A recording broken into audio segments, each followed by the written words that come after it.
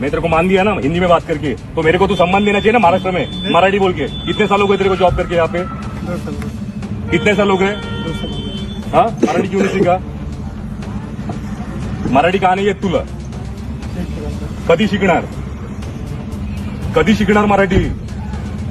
हा, नाव दाखव जरा. ब्रिजेश कुमार गुप्ता. हा छत्रपतींचे फोटो काढताना हा व्यक्ती कुठे, हा वसई फोर्टला असतो बरोबर, सिक्युरिटी गार्ड. हा आपल्यासारख्या मराठ्यांना फोटो काढताना थांबवतोय.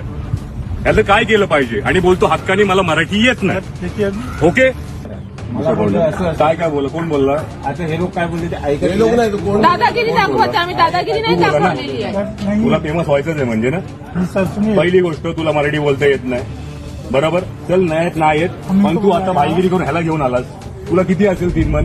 आता लक्षात ठेव, तुला फेमस तर करणार आणि तुला या जॉब असणं तर जावं तर लागणार. आणि तुम्ही छत्रपतीला मान आहे ना इकडे देत नाहीत ना. वसई एकुडेही वसई फोर्ट, इथे छत्रपतींचे व्हिडिओ बनले पाहिजे. गड कशी तुटली, कपल काय करतात इथे, कुठचे कपल आपल्या आई बहिणीबरोबर येतात तर ठीक आहे मानतो मी, पण आलतू फालतू कपल येतात तेव्हा तुमचे डोळे फुटतात काय? फुटतात. छत्रपती कळतो का तुम्हाला?